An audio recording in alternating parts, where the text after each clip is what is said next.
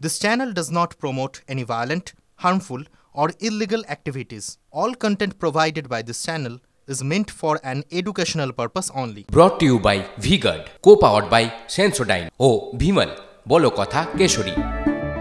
Associate sponsor Ultratech Cement. Shahjahan সন্দেশখালীর বেতাজ বাদশাহ, সন্দেশখালীর বাঘ। আর এই শেখ শাহজাহান তার দখল সম্পত্তির অঙ্ক এবার ট্রিপল সেঞ্চুরির পথে। দখল হওয়া সম্পত্তির টাকার হিসেব প্রায় 260 কোটি টাকা। ইডি আদালতে শাহজাহানের সম্পত্তির হিসেব পেশ। ইডি টাকা কোথায় সরানো হয়েছে তার খোঁজও চলছে। এই যে 260 কোটি দেখতে পাচ্ছেন, এটা তো তার কাছে সেই 25%, 75% তো কালীঘাটে গেছে। তাহলে এখানে যদি 250 কোটি হয়, তাহলে এবার আপনারা ভাবুন এর 75%টা কালীঘাটে গেছে, কত আছে তার মানে। কারণ দোলা সেন তো মাইকের সামনে, ক্যামেরার সামনেই বলেছিলেন 25 রেখে 75 পৌঁছে দাও। শাহজাহান স্বাধীনতা সংগ্রামী, বিবেকানন্দের পুনর্জন্ম হয়েছে শাহজাহানের নামে। তো সেই জন্য ওদিকে আমরা যেরকম দেখেছি মা শারদার পুনর্জন্ম হয়েছে, এখানেও বিবেকানন্দের পুনর্জন্ম হয়েছে। যে রাজ্যের মুখ্যমন্ত্রী একে দরাজ সার্টিফিকেট দেন, এদিকে বলছেন মোদি ধ্বংস করে দিয়েছে দেশের অর্থনৈতিক ব্যবস্থাকে, আর তৃণমূল কংগ্রেসের নেতাদের যে সম্পত্তি বৃদ্ধি দেখা যাচ্ছে, তাতে তো মনে হচ্ছে অর্থনীতির চাঙ্গা আছে।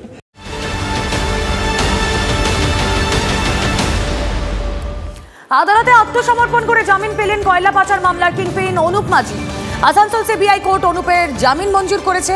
10 লক্ষ টাকা ব্যক্তিগত বন্ডে জামিন পেলেন অনুপ।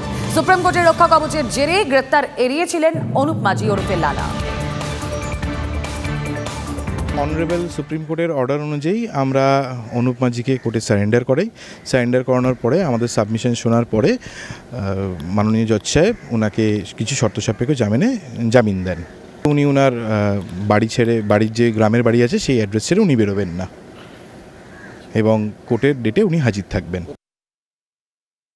2020 সালের ডিসেম্বর মাসে আসানসোল সিবিআই আদালতে সিবিআইয়ের তরফ থেকে কয়লাকাণ্ডের একটি মামলা দায়ের করা হয়, যে তদন্ত করতে গিয়ে ইসিএল আধিকারিক থেকে শুরু করে রাজনৈতিক ব্যক্তিত্ব, কয়লা মাফিয়াদের একের পর এক গ্রেপ্তার করা হয়।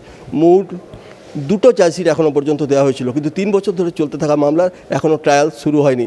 অনেকেই জেলে গেছেন, অনেকেই জামিনে মুক্ত রয়েছেন।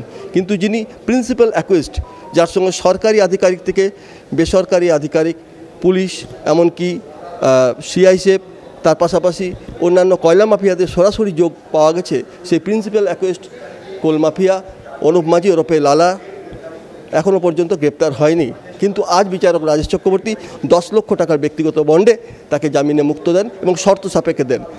পুরুলিয়া জেলার নিতুড়িয়া থানা যে ভামুড়িয়া এলাকা, যেখানে তার পৈতৃক বাড়ি, সেখান থেকে তিনি 50 কিলোমিটার পর্যন্ত যতদিন ট্রায়াল চলবে ততদিন তিনি বেরোতে পারবেন না। তার পাশাপাশি ট্রায়াল শুরুর পর যা ডেট পড়বে প্রত্যেকটি ডেটে তাকে হাজির হতে হবে এবং তদন্তে সহযোগিতা করতে হবে। সেই মতোই আজ জামিনে মুক্ত করা হয় অনুপ মাঝি ওরফে লালাকে।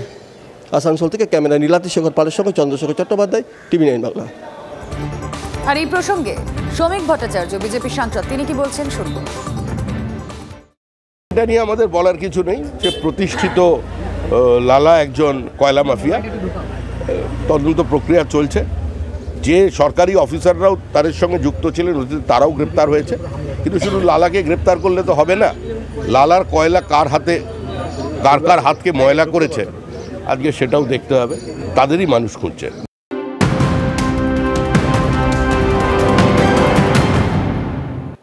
আর এই মুহূর্তে ব্রেকিং নিউজ, লোকসভা নির্বাচনের আগে প্রচুর অস্ত্রশস্ত্র গুলি উদ্ধার করল খড়দা থানার পুলিশ।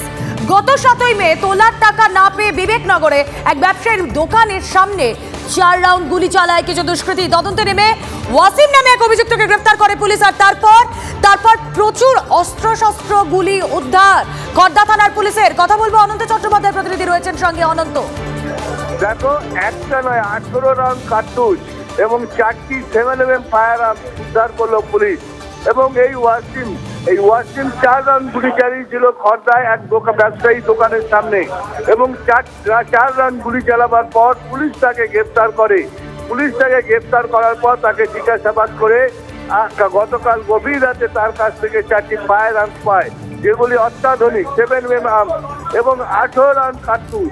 কি কারণে এত আর্মস এবং কার্তুজ সে জমা রেখেছিল, তার কাছে রেখেছিল, তার খোঁজে তল্লাশি চালাচ্ছে পুলিশ। এর সাথে কারা কারা যুক্ত, কোথা থেকে আর্মস নিয়ে এসছে, বা ভোটের সময় ভোটের মুখে এত আর্মস পাওয়া গেল কেন, এই ভোটের মুখে এত কার্তুজ সে কি করলো, এই নিয়েও কিন্তু ব্যারাকপুর শিল্পাঞ্চল জুড়ে রাজনৈতিক মহলে কিন্তু একটা চাপানোতর এবং প্রশাসনের কপালেও কিন্তু চক্ষু চরক গাছ।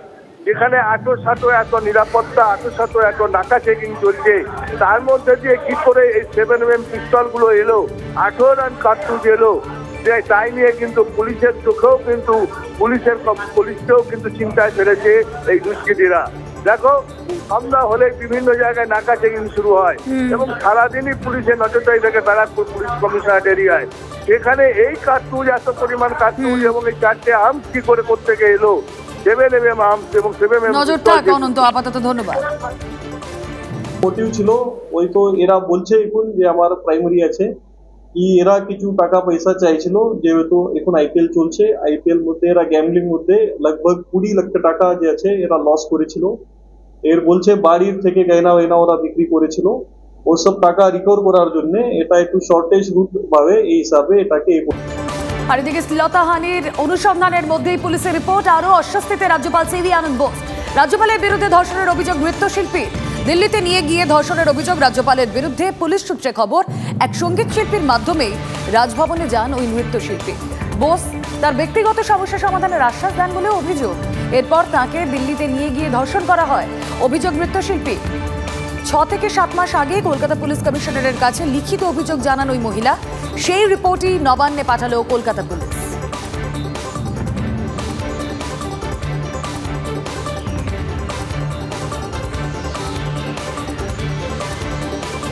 রাজ্যপালের বিরুদ্ধে এমন অভিযোগের ইঙ্গিত দিয়ে আগেই সোশ্যাল মিডিয়ায় পোস্ট করেছিলেন Kunal Ghosh. Brought to you by V-Guard, co-powered by Sensodyne O Bhimal, বলো কথা Keshari. Associate sponsor Ultratech Cement.